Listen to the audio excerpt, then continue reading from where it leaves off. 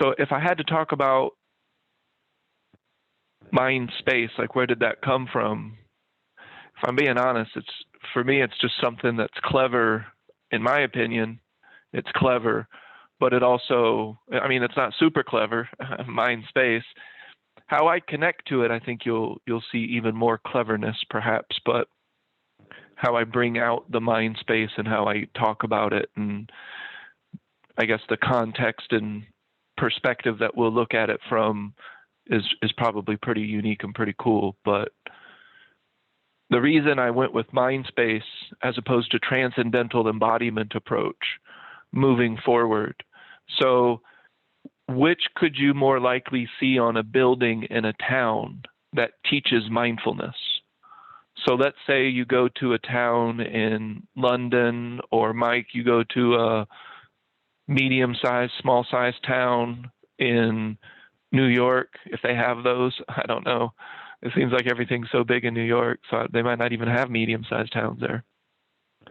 But, I mean, it would be fine in a big city as well. But if you could imagine a brick, yeah, right? A brick and mortar mind space is just going to be with that cool Saturn logo. It can speak to more people through the title, exactly. And it does have a distinct feature, and that's what I'm going to talk about here in just a second. The distinct feature of the Mindspace Academy. And what's kind of groovy though also is the Mindspace Academy is still going to deliver the complete practice of T. So it's going to do both of those. So we're still going to pick up where we left off in those 13 topics. And I think we were on topic 11 this week. This is the 11th week of the year, I believe. And the topic for the 11th week of the year, if you have a notebook and stuff, I think some of the stuff might be decent to write down just to keep it organized for yourself. But I'll be writing it down and keeping it organized for you too. But if I'm not mistaken, this is synchronicity, because I set this up a long time ago, and I didn't really plan per se for this to be the first day of the Mindspace Academy, but setting up the practice. So that's setting up the practice is the 11th topic of basic alignment, and it's also the what we'll be doing every Monday in the Mindspace Academy. Every Monday we'll be talking about setting up our practice for the week. So today I'd like to discuss the core principles. What is Mindspace? So it's actually not just a name, even though I do think it's a name that if somebody was driving by and they saw it on a billboard or on the building, they may be interested. More so perhaps than transcendental embodiment approach, and definitely more so than hydrostasy. Hydrostasy is a little bit specialized, so that's not something that needs to speak necessarily to everybody, not necessarily. So the 11th topic of basic alignment that we would be talking about, and we'll do a review a little bit later where I'll show where we are, everything that we've talked about each week this year. So you guys remember that, right? We've been talking about one topic a week, 52 topics that will outline T, the complete practice. We're going to continue doing that. So I don't want to abandon that because it's really great, shows the organization and everything. And that also, for Gene and myself, it helps too. And for the, folks that really like structure, it's going to help bring out that roadmap so that you can see the structure behind T, the complete practice, and also how Mindspace fits into that, because Mindspace is a little bit unique compared to T. So we'll be talking this week about setting up our practice. And then that's what today's class will be. Every Monday when we go into Mindspace, we're going to focus on setting up our practice for the week. What does that look like to set up a daily practice? All right, cool. So all that makes sense so far. If you have anybody that's interested in joining this group, I don't reach. So I'll be putting it out there in my way, but I'm not really interested in accumulation. If we have 3 people that are dedicated to their practice, that's far more important to me than 30 people who aren't. So I think you guys know where my intentions lie, where they exist. All right, any questions so far? So I'm going to go into some of the key features. What is mind space? So I'm going to go into the keyest, that's not a word, the most key feature. And that's really the feeling. So I'll start there. So mind space is an academy, and it's going to be centered around something. Actually, it's a few things that I have viewed as absolutely essential to the evolution of consciousness, not just for myself, but in principle. So by principle, I mean principle to nature. It's how I see nature moving. It's how I see everything moving. The evolution tendency is towards consciousness. So we see that happening all around us in the world and in our environment. So we also see it in the human experience. So one of the things I'll be talking about with mind space, and this is a little bit different than the way that T is delivered. So on day one in mind space, I want to focus on the fact that mind space is a feeling. So what are we feeling? I'll use the whiteboard to describe that. In the typical mind, and typical is not bad. That's not a judgment statement. It's more of a categorization, I suppose. It's a scientific statement, I suppose. It's just what's occurring most common. In the common mind and in the common experience, I'm going to draw this circle in the center as the mind. That represents the mind.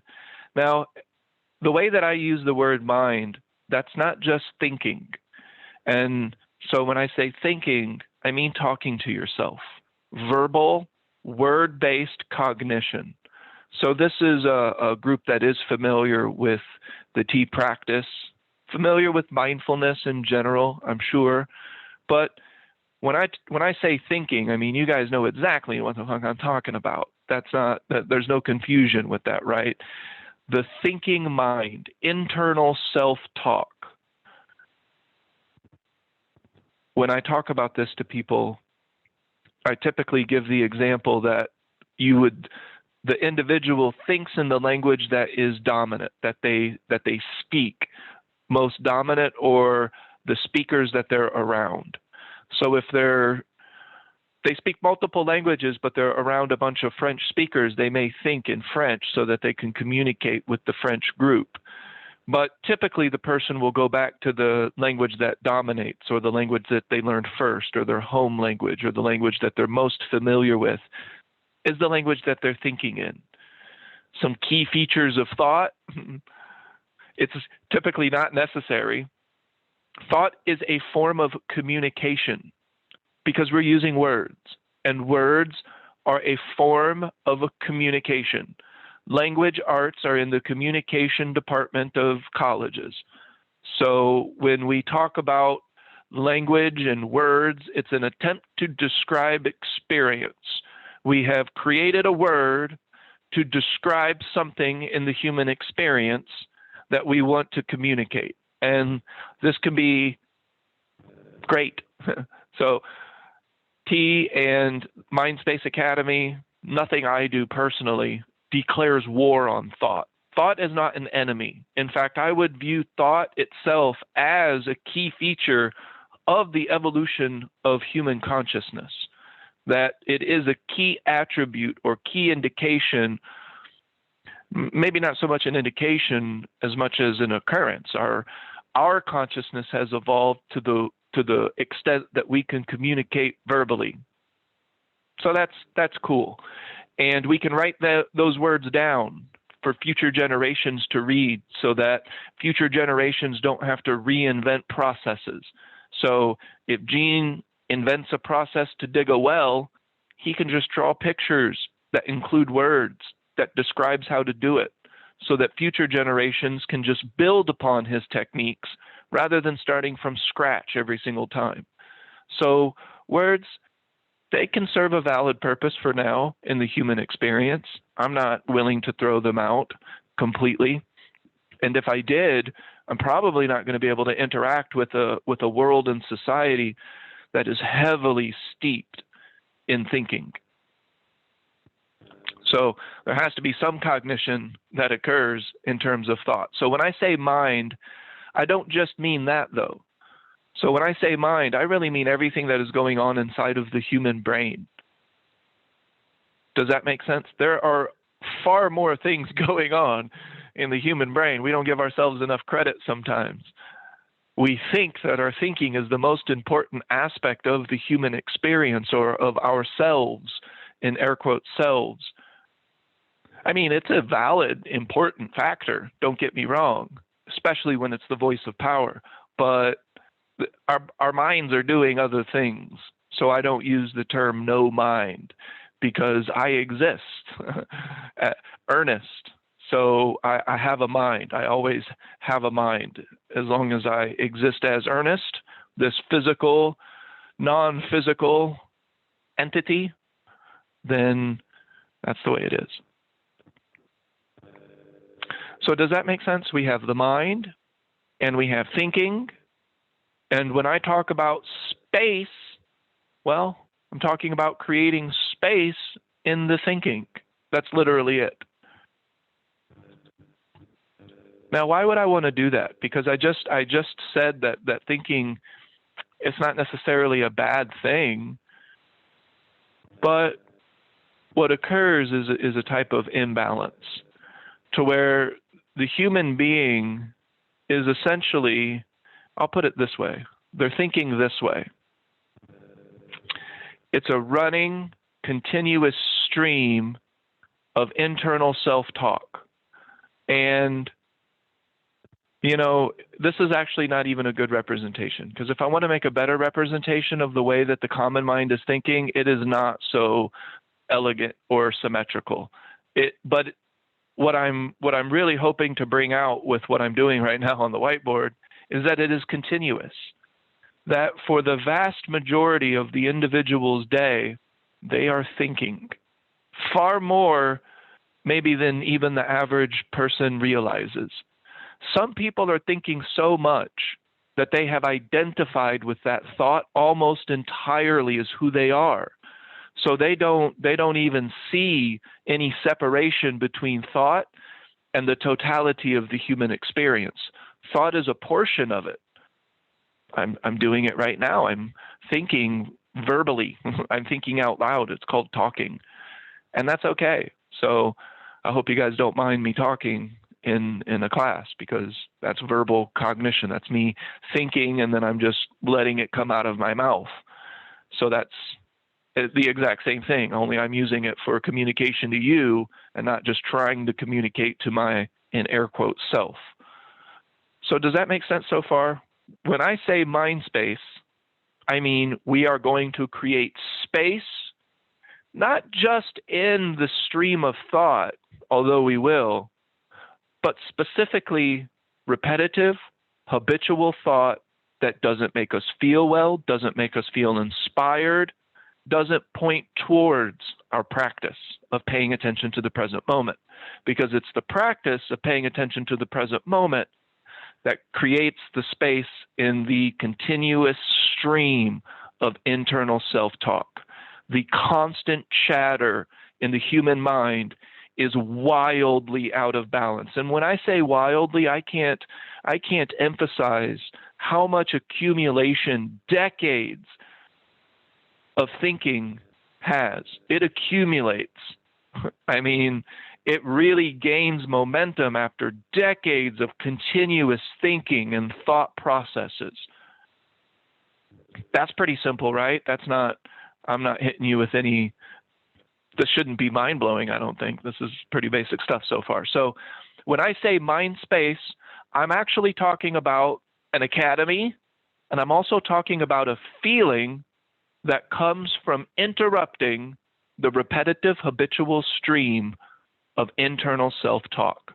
And we will do it so much, we will embody it to the point that the overall internal self-talk will relax. It will not be as frequent. And when it does occur, it will be functional. And what do I mean by functional? It will be creative. It will be helpful. It will be solution-based. It will be empathetic. It will be kind. It will be loving. If we can start to have thought without trying, if we can have this thought occur, that's a type of alignment that could be very beneficial in the human experience, and it could be beneficial to the whole world. Does that make sense? So this practice will create space in the continuous stream of internal self-talk.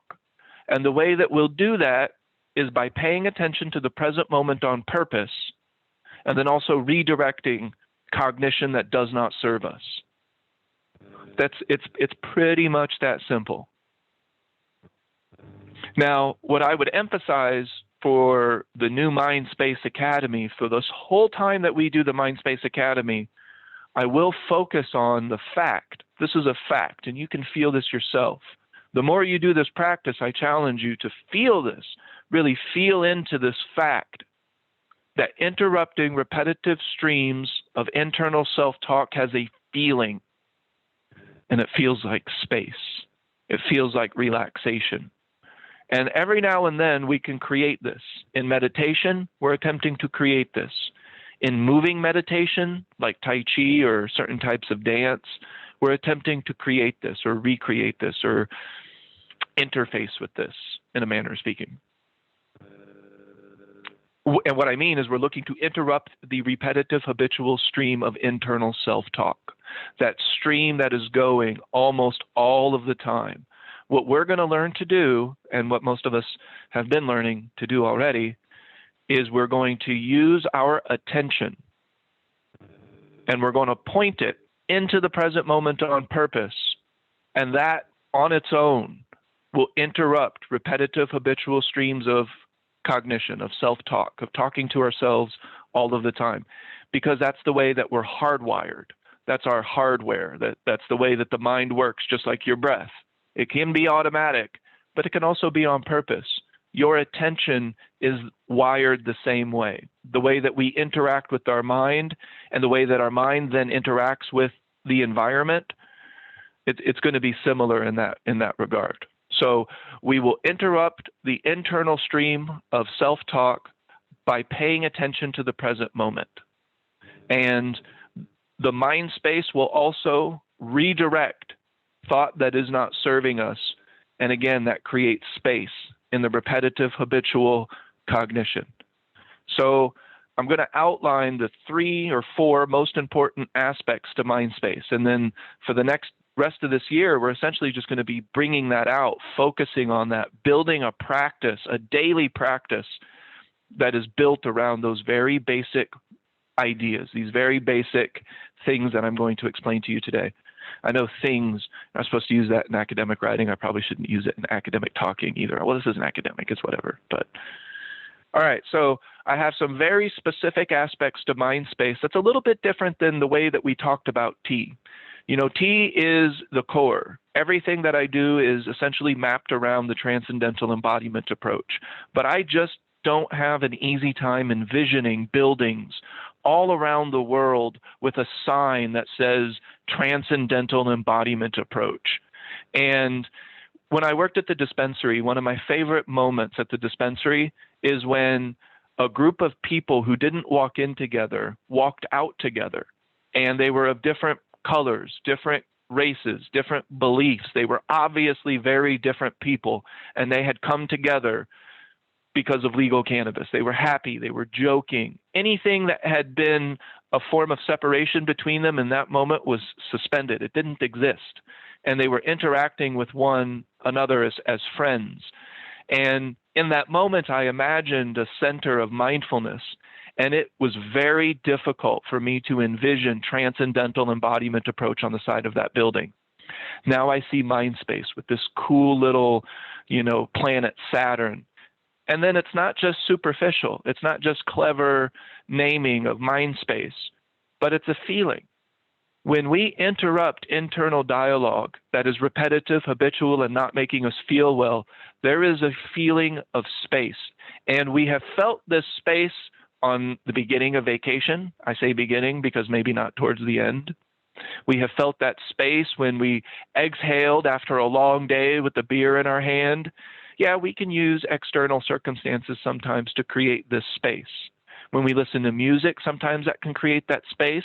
When you do your favorite activity, sometimes that can create that space. When Gene plays tennis and he gets into flow, he can create that space, and that space has a feeling, and we like it. That's the interesting thing, is that we all, when we experience it, we're like, oh, yeah, I do like that. I'm better at the things that I enjoy. I enjoy the things better that I enjoy. Like I said, enjoying the present moment and really paying attention to it and really digging into it, that's really what this practice is about. And that occurs first and foremost when we create space in the repetitive, habitual cognition that does not serve us. Eventually, we'll categorize that thought even more clearly: repetitive, habitual, not making us feel well, but also comparing and contrasting, trying to figure something out. You can only do that for so long before you are in dysfunctional land. There is no space for something new to occur, for an idea to happen. We're not creating any space. We're just continuing with what's old, and we're just replaying this movie in our mind. And the movie is thought. It's a thinking movie, 35 millimeter, old school thought, just running constantly, projecting this image outward into the world of what we think it looks like. So the key to this practice, well, first of all, does that make sense? And then I'll get into the keys of the practice. I will have a question, comment, and concern section, of course. This portion is being recorded, and I'm recording to cloud, so it will only record the speaker. So if you do speak, just know that your image will come up. This is a totally free class. This will be shared on YouTube. I make absolutely no money from these recordings. That's not what this is about. So what I've said so far is that MindSpace has a feeling. MindSpace is also very specific. We are creating space in our mind. What does that mean? Repetitive, habitual, continuous thinking.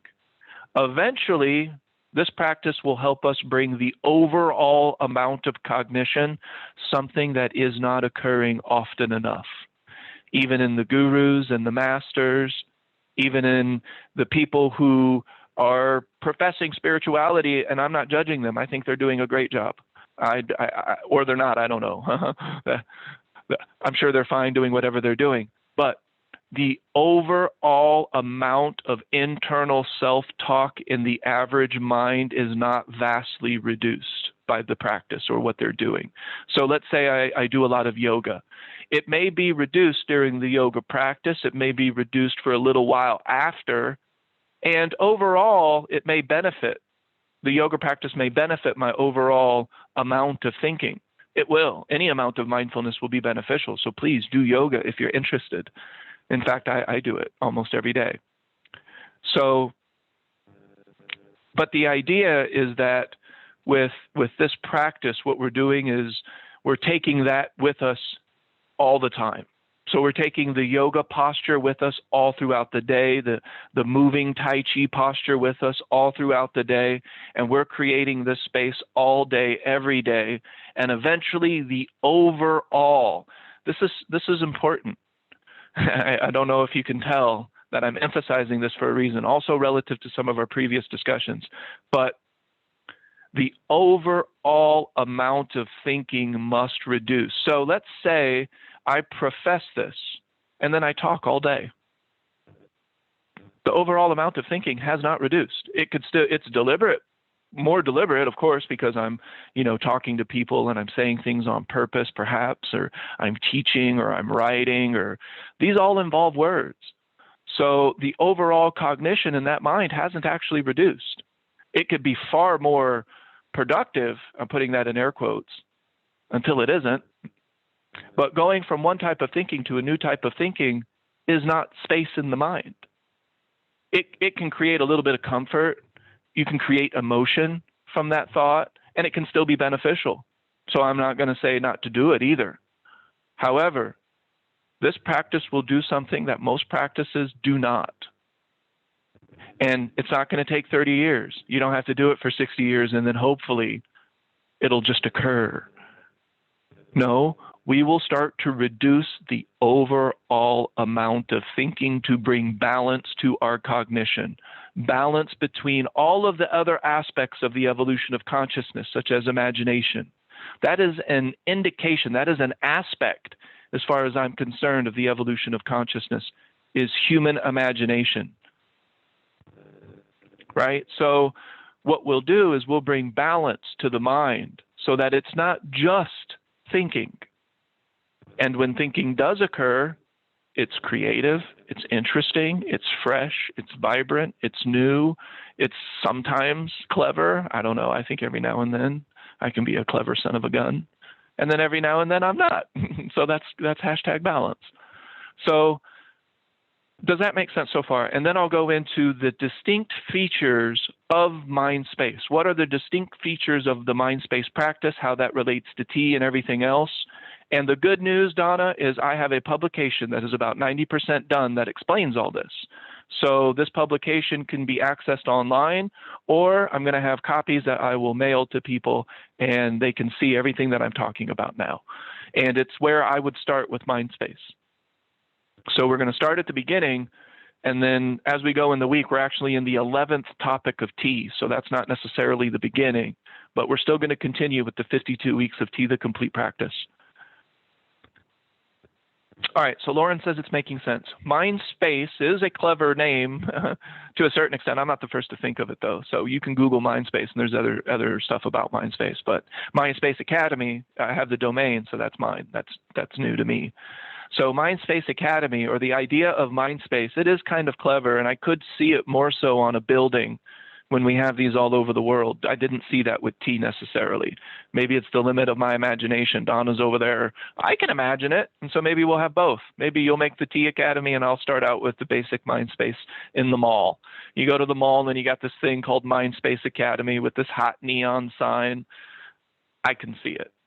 So, all right, but it's not just the name. It's a feeling of creating space in the mind. And the space that I'm talking about specifically is thought. And the way that we create that space is what I'm going to talk about next. And I'm going to organize that so that it's super duper clear, and that this is where you would start with mind space. Now, if you listen to this and you're like, well, what does he mean by thought? What does he mean by cognition? Trust me, I'm going to offer things that really clarify all of my definition and usage of terms. Not to argue or set the definition for other people, but so that we can effectively communicate. I'd like you to know what I'm talking about when I use words.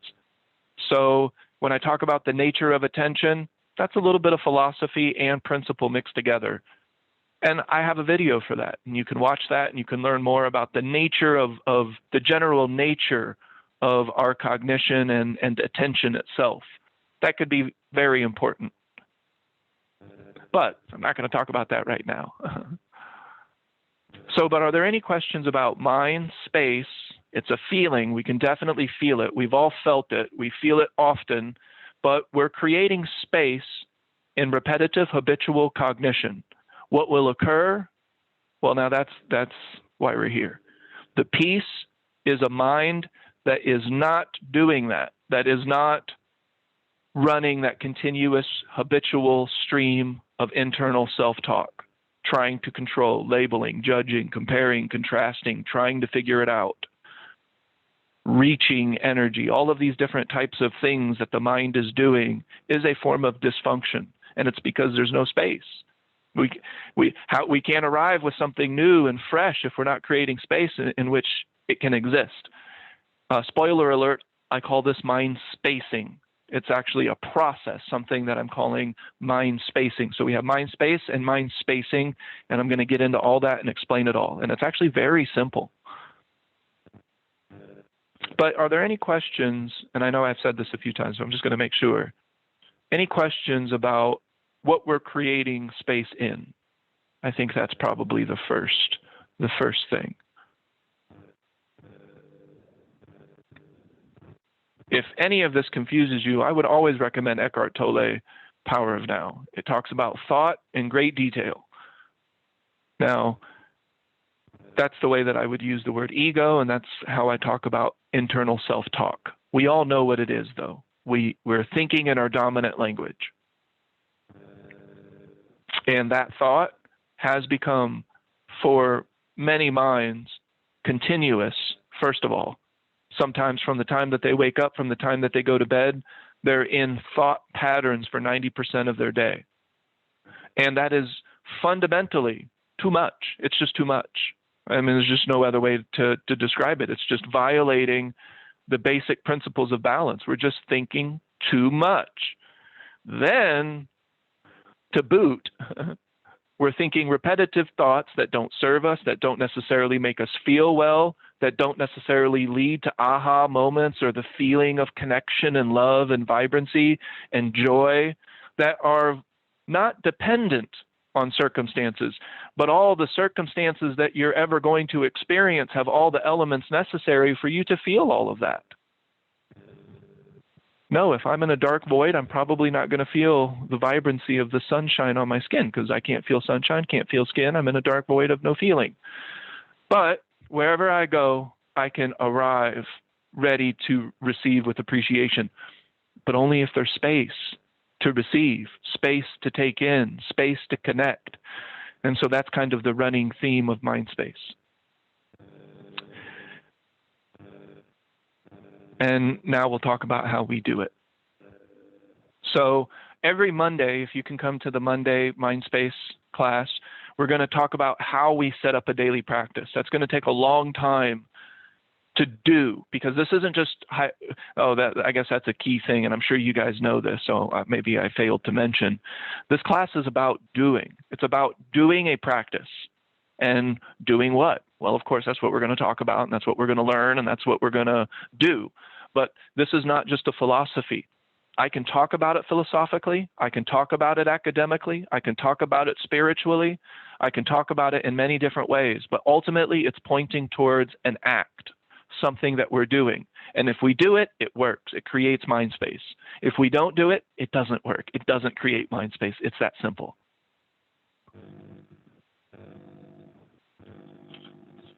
Any questions, comments, or concerns? And then I'll go into what is the actual mechanisms? What are we doing to create this space? And it can be felt, and then eventually in this practice, we will highlight that feeling. And then before you know it, it's all we're doing is highlighting a wide variety of feelings. So we're doing something other than what we've been doing. Yeah, exactly. And that's really what this practice is based on. We're going to do something that helps create space in the cognition without focusing on creating space in the cognition necessarily. Of course. Yeah. So we're not trying to stop habitual, repetitive thoughts. We're not trying to quiet the noise in our head. We're trying to do something else so that the result is a quieter mind. Yes, and a more functional mind. Yes. Mm-hmm. Because from that quiet comes its functionality. That's absolutely right. Yeah.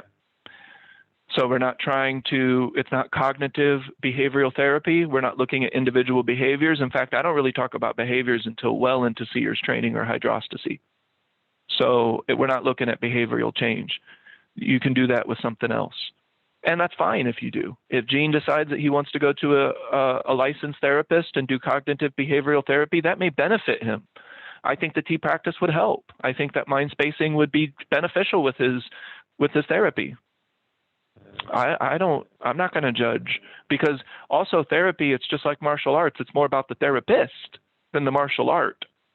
So who am I to judge? I haven't met his therapist, so I don't know. Maybe she's talking about, or he's talking about similar things that I am. I don't know. Or maybe they're not. Maybe they're talking about lobotomizing him. Who knows? I don't think Gene's that far off, though. I knew Donna would chime in there. I knew she would have something.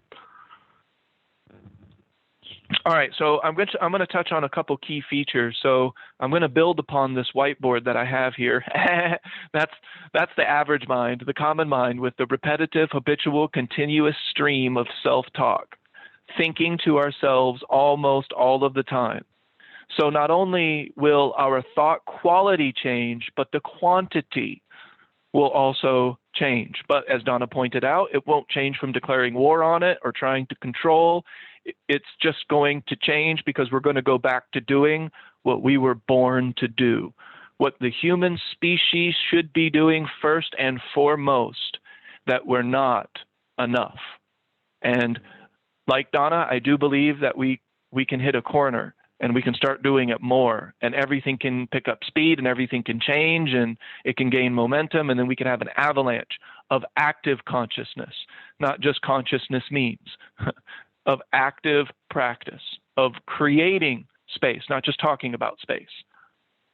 Whilst talking about space is obviously valid because here we are doing it, but this class means nothing if you don't leave it doing a practice. And by practice, I mean paying attention to the now moment on purpose. And so that's what I'll talk about. So these are going to be the key characteristics of the Mindspace method or Mindspace Academy. So one of the key features is that this is a lifelong practice. So there's going to be aspects that obviously reflect T, because that's what this is. That's what Mindspace is. That's what hydrostasy is. It all mirrors T. It just delivers it in a slightly different way. So this is a lifelong practice. Now, I just want to emphasize, I will be 110 years old. And if Maud walks up into my garden and I'm over there gardening, I will be placing the light of my attention on the feeling of space and spacing what I'm filling that space with. That's the key too. That's called conscious creation. What we fill that mind space with is the key to our evolution and what we create. But first we create the space before we can fill it on purpose. And that filling is a continuous process. It's not just fill and now we're there. Now we have a full cup and we have arrived. No, it's a process of flowing water, of new water, constantly entering, constantly flowing, constantly moving, constantly learning, constantly growing. And that is how the mind will evolve, not just the body. And when the mind and the body are evolving, the spirit will move more freely and the spirit can evolve. If the spirit, the human spirit begins to evolve, like Donna said, it's a done deal. Human evolution is a done deal. It might be rocky at times, but we will get there once we hit that that tipping point, the event horizon on the societal level, not just the individual level. And we'll talk about that kind of terminology later, of course. But so the mind space is creating space in the mind. The space that I'm talking about is repetitive, habitual cognition. One of the key characteristics of this entire practice is that it's a lifelong practice. So it's something that you'll be doing for the rest of your life. And here are some other characteristics. Number 2, it is an active practice.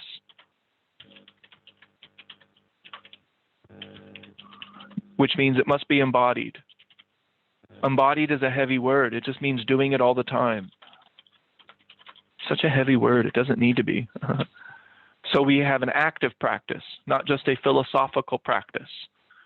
Even if we forget and later down the road during the day we remember, that is an active practice. Even if we stop coming to classes for a month or two, but we continue with our tricks of attention and we continue, where is my mind and did I put it there? As far as I'm concerned, that's an active, did you put your mind there? That's an active practice. It's not where I told you to put it, and that's great because you live your life and you're going to have your things around you to pay attention to. I don't live by the sea, so I can't have, well, I could with my imagination. Never say never. Not going to use the word can't. So we have number 3. This is not based on belief. Hydrostasy is. It's not based on belief, but hydrostasy contains a lot of my individual beliefs, such as creating space in the body. I actually don't have a lot of data to back that up. I really believe it though. So that's hydrostasy. But this practice is based on principle that I can show you. I can show you in the world, I can show you in the universe, and you can do it. You can go do the practice and show yourself. So it's not based on belief.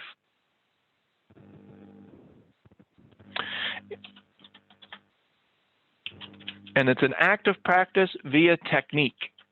The technique does not work by the technique alone, but because we embody it, because we do it all the time. And eventually it gets easier. Eventually it gets preferred. And eventually it gets desirable. Eventually the mind starts to identify this practice with safety, with evolution, with growing, and then it will start to desire it. And then when that happens, now, as Donna pointed out, that's the done deal. There is no going back at that point. The mind is going to move and change and evolve. Again, depends on your practice and how rocky that process is, but it's still going to occur.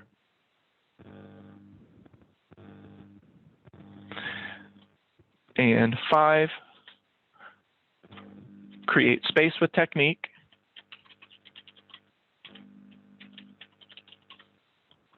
And then 6, fill space with technique. Now that's going to be really where the difference in some of these practices come in, how you fill the space. If it's tea, well, you fill the space however you see fit, as long as it's around principle. So for example, Ida wants to paint rocks. How are you painting those rocks?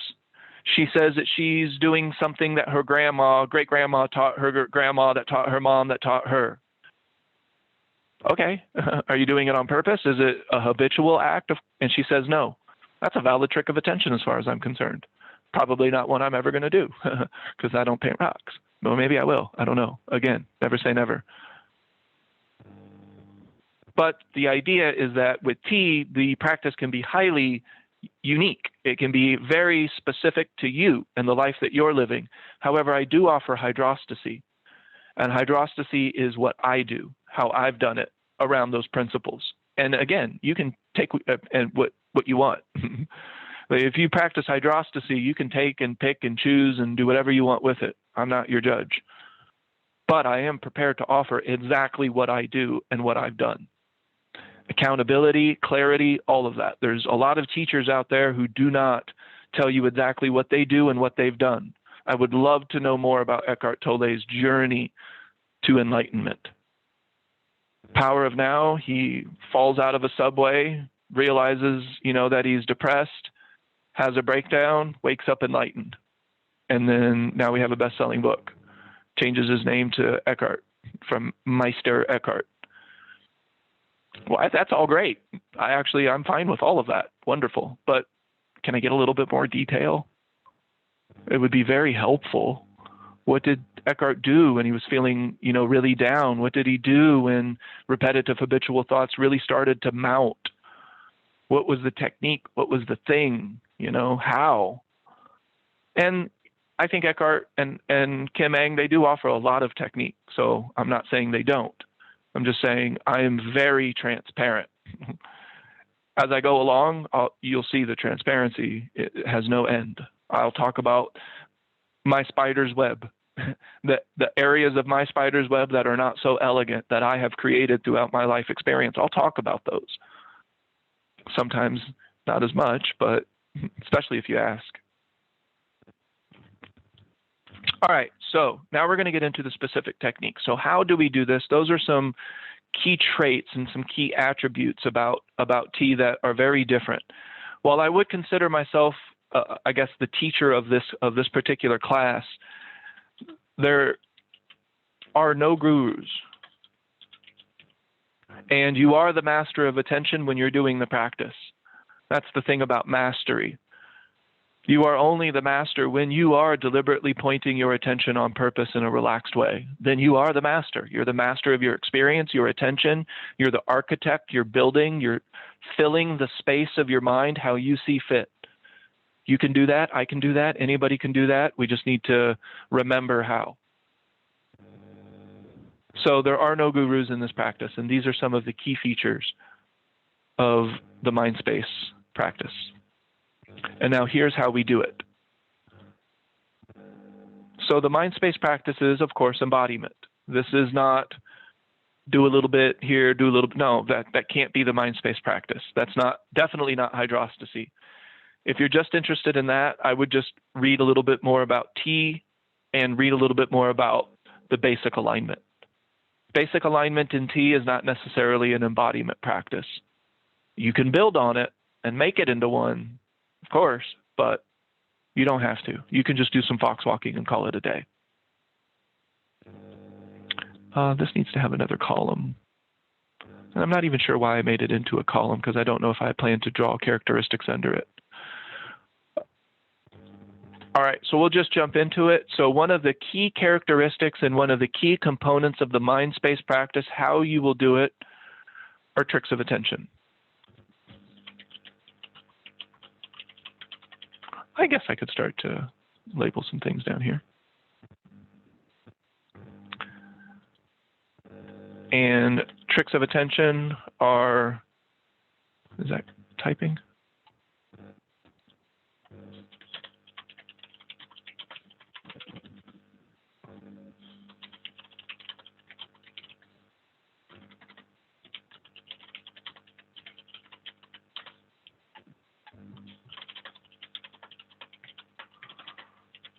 The best way to do it on purpose is to intend it in advance.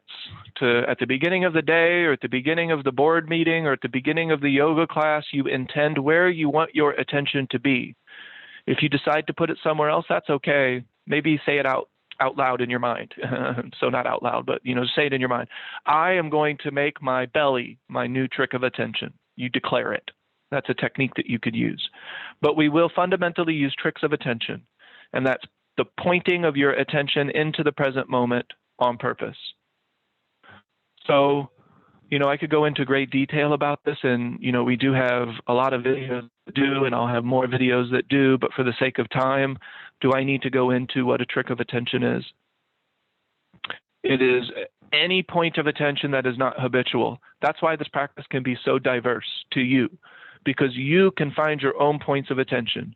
If you like astrology, I'm sure there is some way to make astrology some sort of point of attention now. There has to be a way.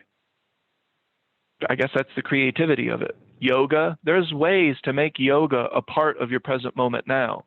Tennis, there has to be ways that we can make aspects of our tennis game, things that we can take with us as points of attention throughout the day. So are there any questions about a point of attention? It just needs to not be a repetitive, habitual point of attention. Your mind shouldn't be used to going there. It doesn't necessarily need to be entertaining. It doesn't need to blow your mind. It doesn't need to have spiritual significance. The spiritual significance will be delivered to you. It will be shown to you the more that you engage it and connect with it. And then all of a sudden you'll have this aha. And that aha will occur as a feeling first, and then maybe words about a spiritual significance between you and this object that a moment ago you thought had no spiritual significance. Doing it all the time, as often as we can remember. But so are there any points or any questions about tricks of attention? So we will, of course, dive into this the more that we go into this class. And that's what we're really going to talk about, is building our complete practice. That's our Monday. And then we have another complete practice where we talk about, so how have we done? So that's midweek. Beginning of the week, we talk about building our practice. Right now, I'm giving you guys kind of a primer of what mind space is and what we're doing with it. The primary components, the primary elements of the mind space practice. The first one is a trick of attention. So if you're not doing it all the time, yes. So tricks of attention are common in cognitive behavioral therapy or other mindfulness groups, like your breath or your feet or your dantian or the sunlight or whatever you choose. And you're going to discuss tricks of attention that you've used and we've used in more detail as we go on? Exactly. Okay. Yep. And if I were to put that in the academic terms, we will be really engaging sensory attention training, where we're learning to put attention on our senses.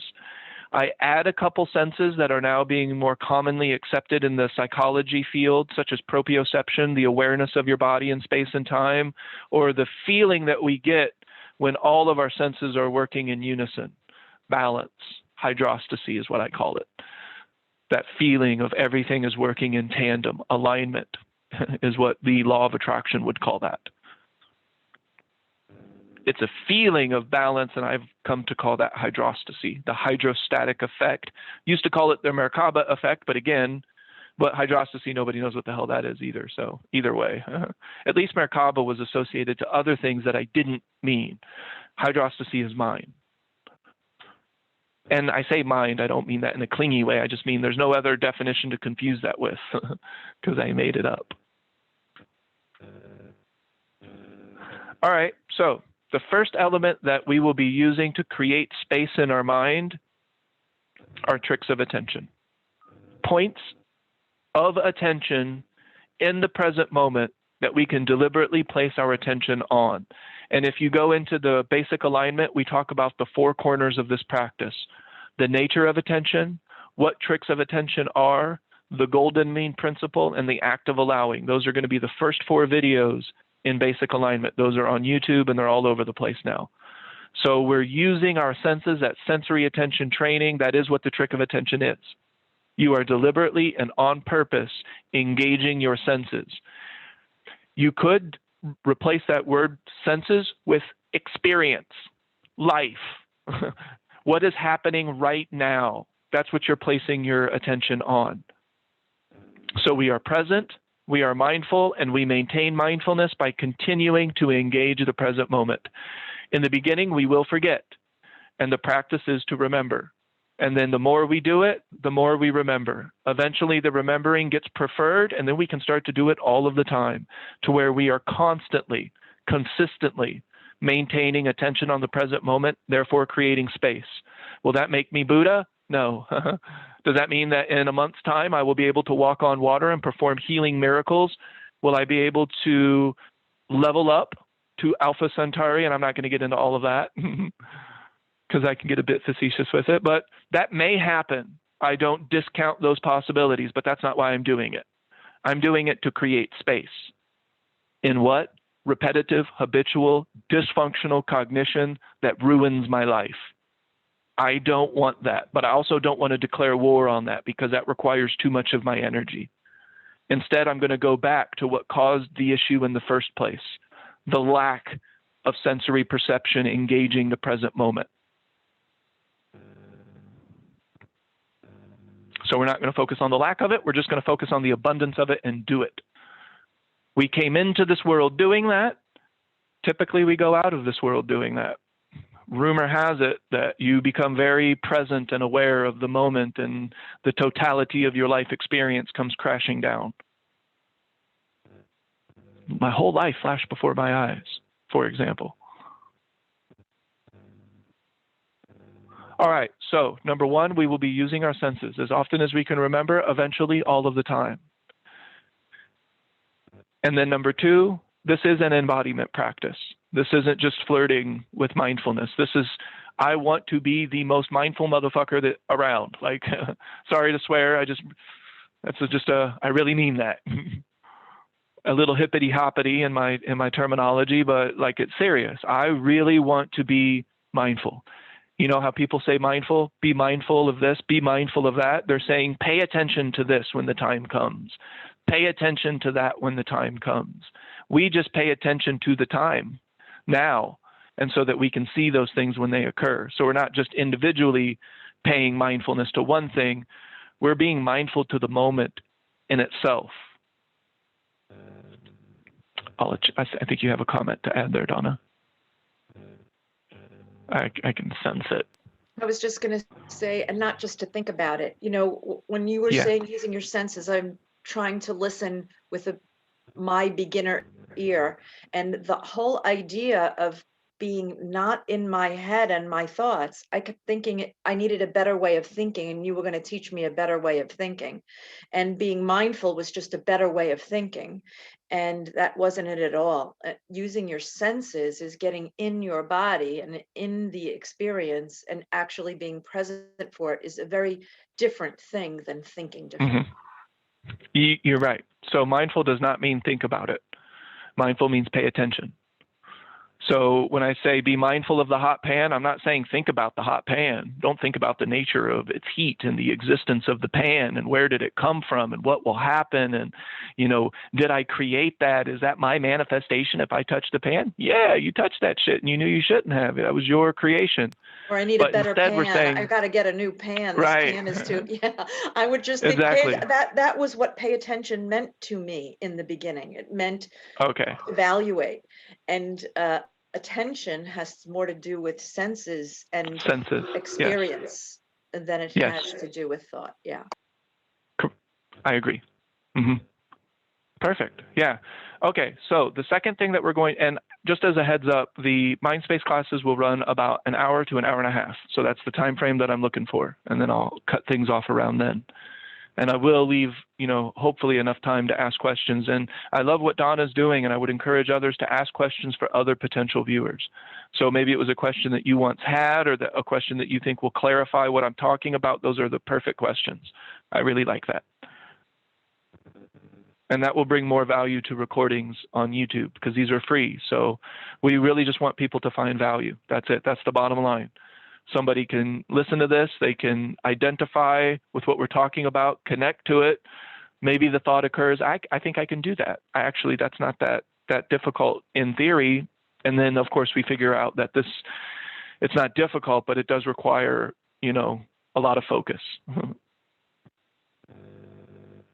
Because it will feel like work in the beginning due to an effect that I call the atrophy of awareness, the atrophy of conscious attention, which is the cause of all human suffering as we know it, because it's the cause of all attachment and clinging. In the beginning, I just thought I was going to gather new information here, and with that new information would come the relief, and it wasn't at all. It's about the doing of it.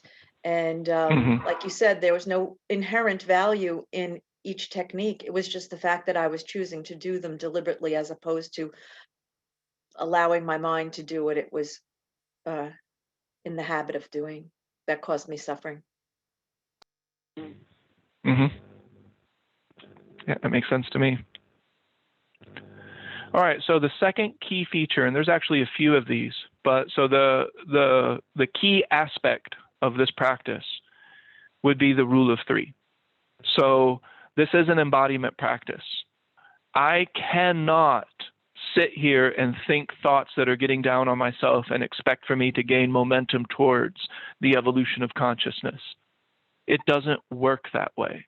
If I am thinking thoughts that are negative, that are getting down on myself, I will create that mindscape, that mind space, and it will be negative. It will be frustrating. It will be jealous and envy and hate and anger, and all of those things will start to manifest in that space that I'm creating.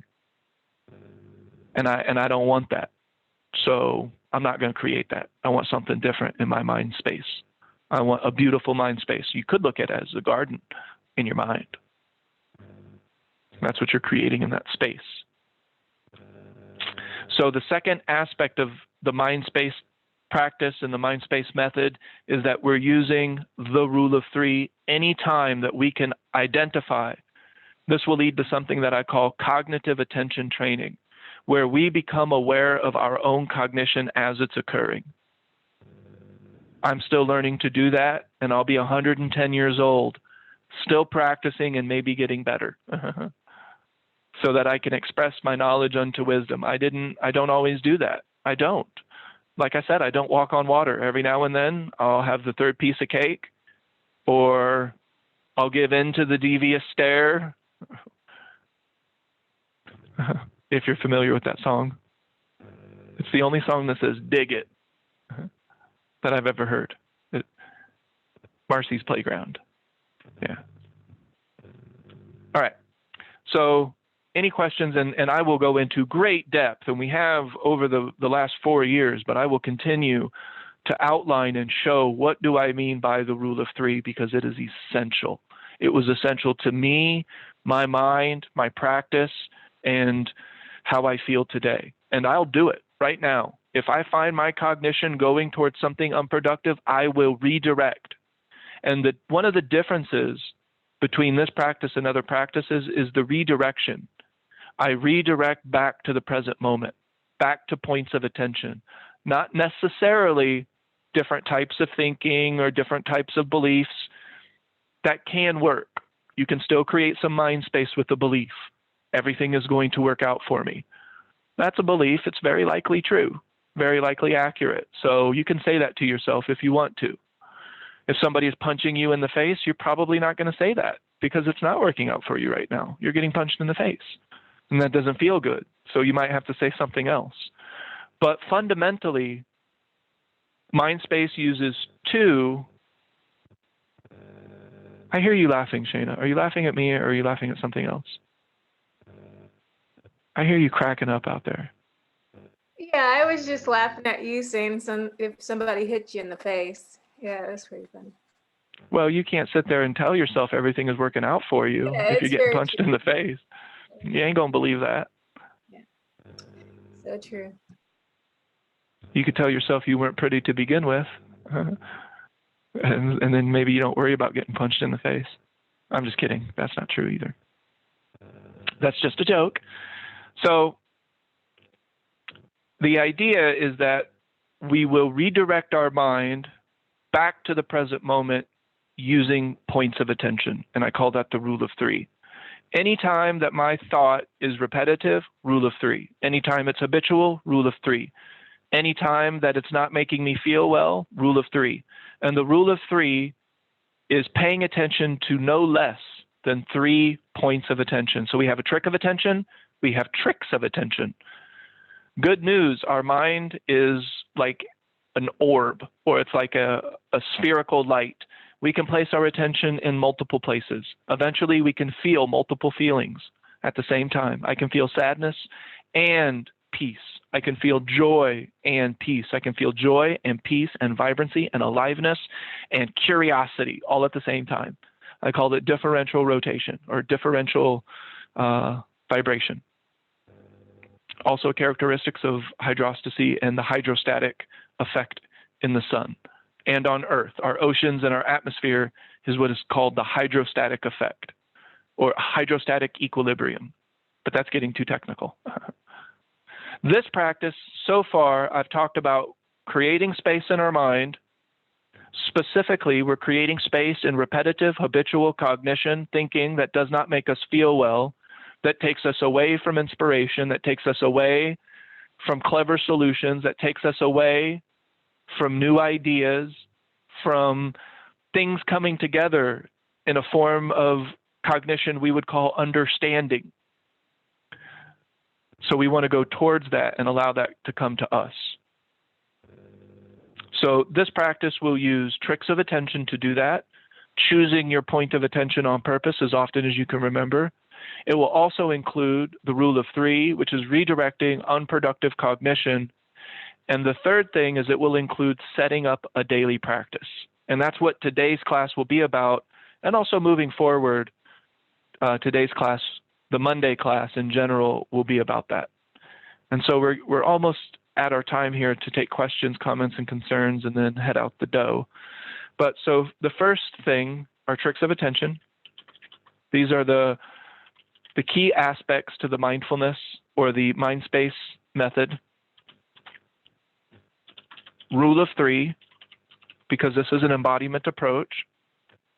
The third one is we will set up a daily practice. We're not just going to wing it. Not just going to hope we remember. No, set up your practice. It's what I did. I did this thing that Donna now calls it segmenting. I remember doing that. I remember preventing coasting by making sure that I'm checking in even when times are good, even when things seem to be working out for me.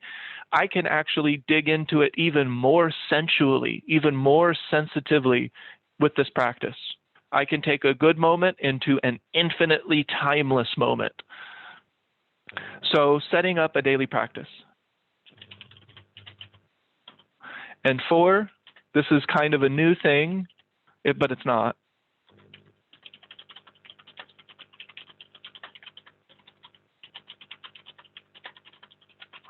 focusing on the feeling of the space that you're creating in your mind that has a feeling, a determinable feeling. You can feel that in your experience and exactly what that would feel like.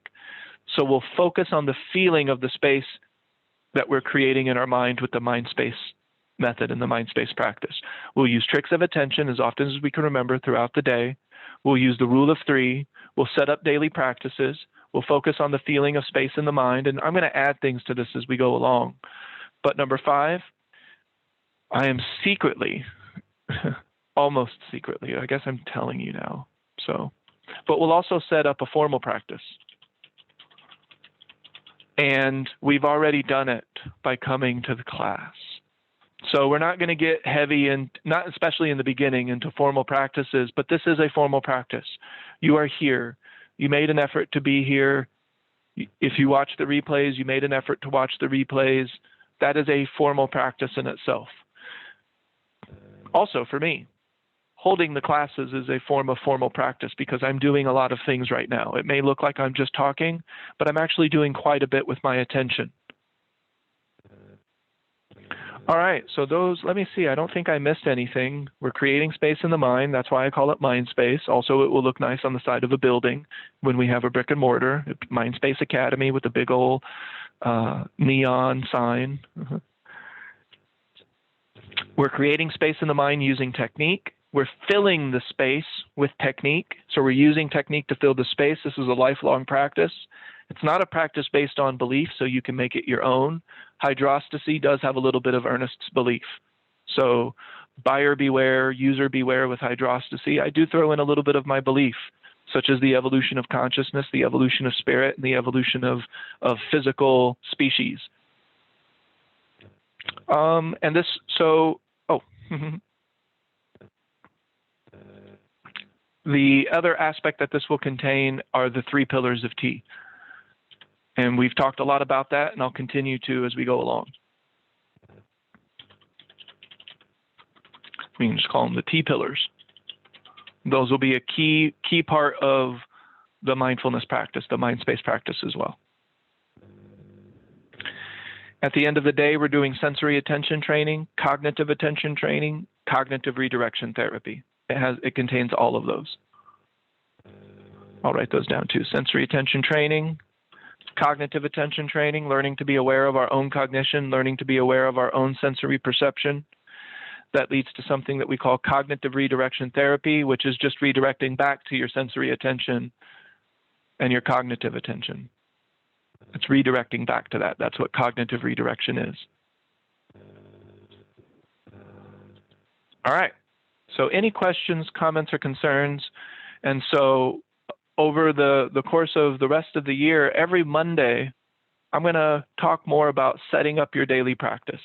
Didn't talk about that a lot today just because it's the very first Mindspace Academy class. So I wanted to just kind of give you an idea of some of the fundamental things that we'll be working with and that we'll be talking about. One of the key differences, and I really want to emphasize this, the feeling. When you are doing a technique, you are creating space.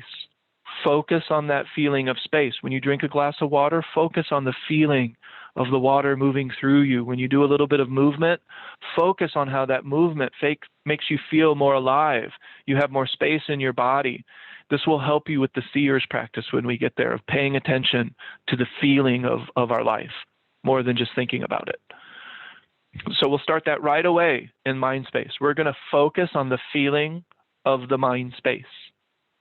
And one of the ways that I would talk about that, and then I'm done, and then we can take questions, comments, or concerns, is what I call the bubble of perception. The bubble of perception is the mind space. What I did is I would start that as a small space inside of my mind, and I would imagine it like a bubble. And I'm not joking. Like, this isn't. I'm using these words literally. I imagined a bubble. If I were Ida, I would imagine it a colorful bubble, because she likes to imagine color. And that bubble expands, and I feel into that bubble. That is my mind space. Over time, we'll learn to populate that mind space with what we want. Those are the other pillars of T that I would call deliberate modulation, sensing energy, and the act of allowing. So this practice will contain all of that, and it will get to alignment, flow, perpetual life flow. And then at that point, it is what it is. Now you're creating tea practices, and one of the aspects of the tea practice is teaching. Not teaching to further the practice necessarily, but to further your learning. A person does learn more when they present information to other people. And when they present their own practice. It's sometimes if you're presenting your practice and you kind of notice you're hustling a little bit, it's like, oh no, I don't do this every day. You may start to do it every day because you don't want to be that teacher or the person that's sharing that isn't really doing it themselves. So me teaching has helped me to embody my practice. It really has. All right. That's it. Any questions, comments, or concerns about the Mind Space Academy? It's a free academy. Yes, Donna. And questions, by the way, Donna's asking questions. Sometimes Donna's questions are not for Donna, and I really encourage that. So if you're asking questions for an anticipated viewing audience, that really helps me out because I'm great at Q&A. I'm actually really good at it. But yes, Donna, please. So yes, I actually know of people that are going to be coming to this space, and all of it is new in terms of the way you present. So in this class, in this introduction, you said several times things like, and we've talked about this a lot, and we've talked about this a lot in terms of tea, the tea pillars, and that there are lots of videos out there. So if there's anything that you would recommend as a prerequisite or as an addendum to what we're doing that might give more clarity to things that we're not going to define before we jump in, could you tell me what they are so I can go look for those videos and maybe take a look at them? Or if you think we're going to get into it anyway and I don't need to, I just want a little clarification about that. Yeah, and as I go along, since I'm doing this full time, and I'm really dedicating a lot of time now to building this and organizing it. So you'll see more and more organization as we go along. But I would always direct somebody who's new to the four corners. That is where a person will need to start. They must understand the nature of attention and tricks of attention to do this practice 1 iota. So you could get into existential stuff, have them read Eckhart Tolle's The Power of Now. It doesn't even have to be one of my things. It could be something like that. But I will never be able to create the roadmap for all people. I will be able to create a roadmap, and that roadmap would begin to answer your question with the four corners: the nature of attention, tricks of attention, the golden mean principle, and the act of allowing. That's where I would start anybody. So if Gene was brand new to tea, I have to tell him about the nature of attention. We got to start there. So that's where I would advise a person to start. Those are all on YouTube. They're labeled. And I will continue to label it because remember, I have a magazine that is going to be done hopefully by the end of today. And it basically outlines, it doesn't teach you about it, it outlines it. Yeah.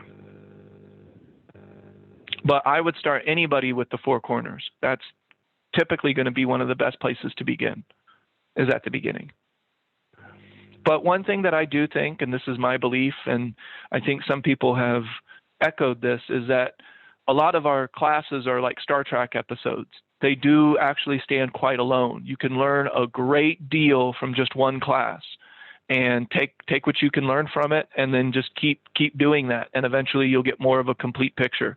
But yeah, I don't know. I think that this is a great introduction as well.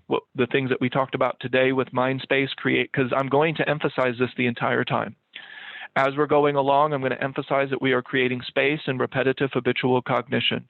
I'm going to emphasize that we will eventually be learning also how to fill that space with what we want, and that's called conscious creation. I will emphasize that that space will be created using tricks of attention, points of attention, as often as we can remember, eventually all the time. And to redirect dysfunctional cognition, we will use the rule of 3.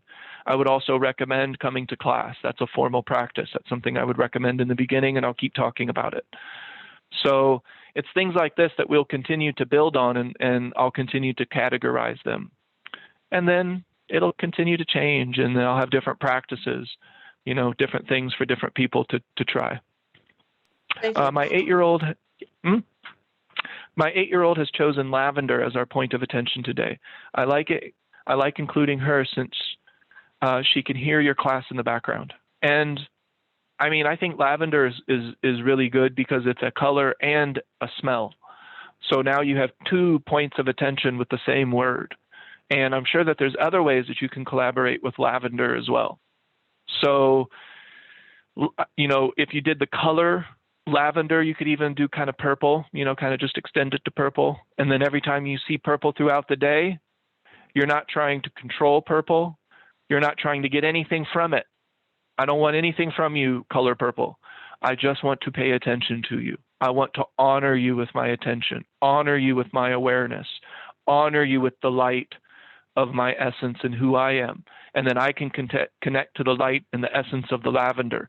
And then before you know it, I'm talking about lavender in this super poetic way. But I think that's great. I think I think especially children are going to have great ideas, and they're really good at that. Why? Because their mind has more space. A lot of times when we're learning this practice, our feeling feels like a memory because when we were kids, we were creating more space. We had more space. And then we filled it with adulting. We removed the imagination and filled it with seriousness. We removed the fun of engaging our environment and replaced it with worries and responsibilities that are removed from the moment.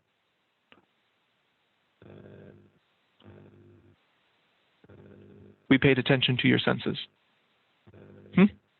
You paid attention to my senses? We paid attention to our senses. Oh, yeah. We knew how things felt. We were in our bodies a lot more. And then until we gave that up and became more in our heads. Mm-hmm. Well, and actually the youth today have language for it as well. When they say vibing, that's what they're talking about. They're talking about how they feel, the emotional state, the vibrational state, the mind space that they are very likely unintentionally creating.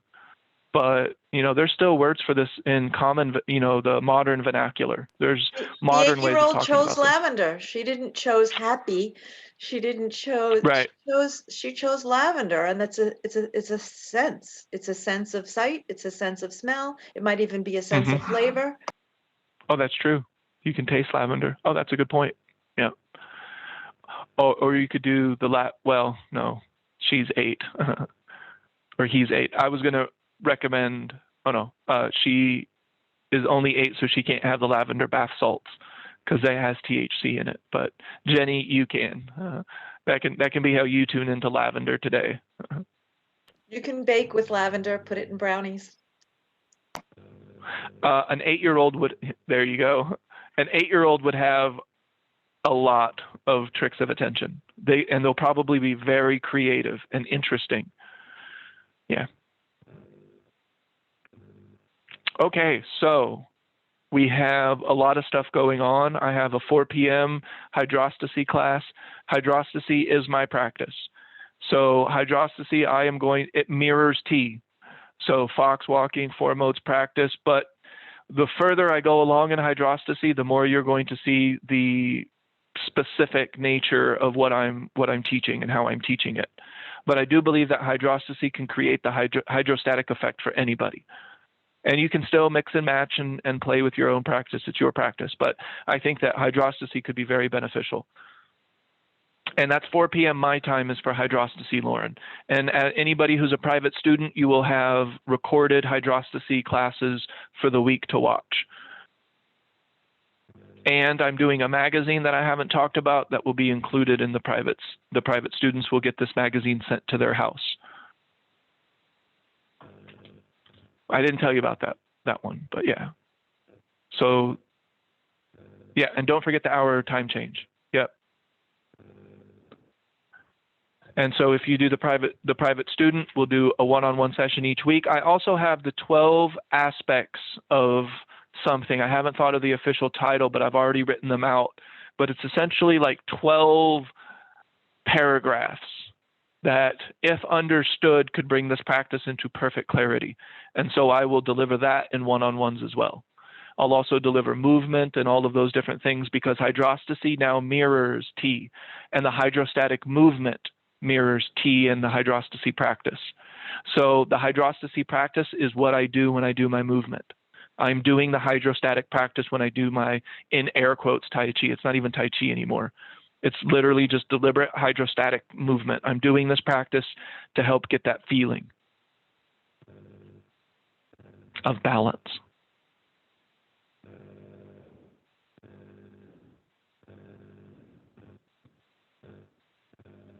All right. Talked about Facebook Lives again, so you'll see those. If you have clever for me to talk about, send me any kind of topic. I am keeping it simple on Facebook. It's just an area of encouragement. I'm not going to get into any deep topics. We'll just keep it simple, keep it cute, and Facebook Lives will point towards this class. I'm not going to do sales pitches on Facebook Live. I'm not trying to sell private students. Private students should be people who really want to do this practice and embody it, and ultimately something that they want to do for the rest of their lives to get more out of it. It just makes sense. Okay, I guess that's all. 4 p.m. class, and I'll have a magazine, and I'm going to post this directly to YouTube as soon as it's done uploading to Zoom. So that's going to be a quick process from now on. All right, any other questions, comments, or concerns before we head out of here?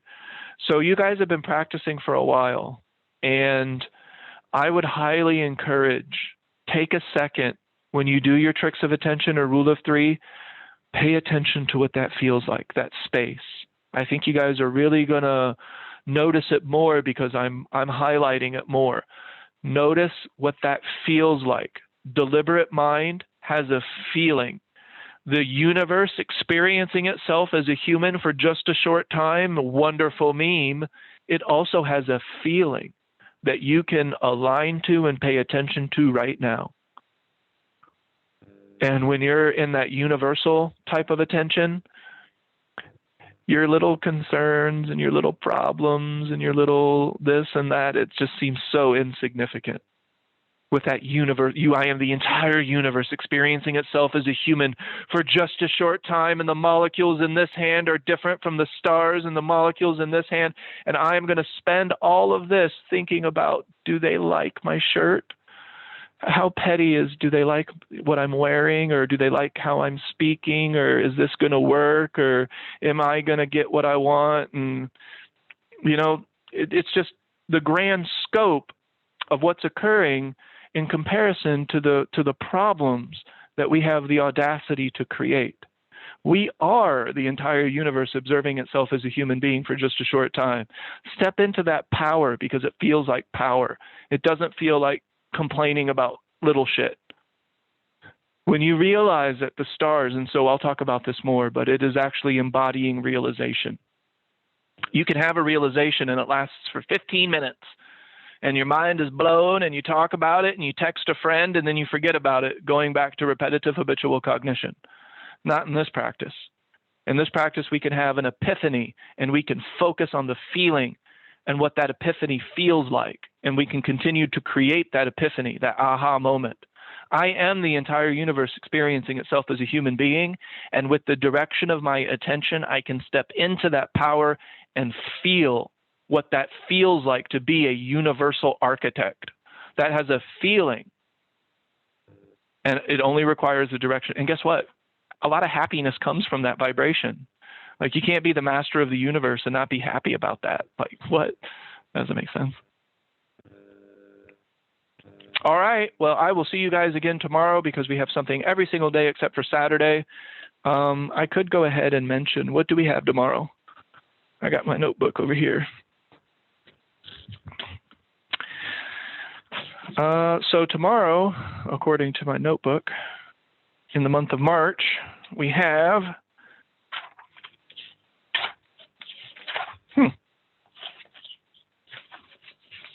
I don't even know. Okay, so Tomorrow we have the 7 a.m. group study. Group study is just like it always has been. I would love for you to bring your questions, comments, and concerns to group study. Otherwise, I'll probably talk about what I didn't get to much today, and that is setting up your practice. Waking up by checking in, setting up your battlegrounds, setting up your areas of potential coasting, and we would call that segmenting now. I really like that phrase, segmenting, so that we're not coasting. That's a really important point. But I'm going to add things to that that are feeling based, that we check into throughout the day. I check into my mind space, that feeling of relaxation. It's physical, it's spiritual, and it's psychological. It's space. It feels like lightness. I check into that the moment I wake up, and I go into my highest vision, longest reach, deepest love. So I do that the moment I wake up. That's not something I would offer in the beginning because it's so reliant on feeling, and sometimes in the beginning we're just not feeling anything like that. So it's not as accessible. But when you practice it more and more, it becomes wildly accessible. Find that feeling of mind space.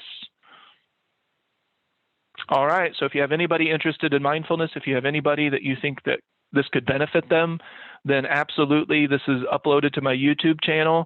I am doing my best to label them 1 through 13, label the videos in numbers and things like that, but some people are just going to get confused no matter what. It is the way it is, but I will do my best and continue to make an effort to organize things, to make things more clear, to have several beginner points.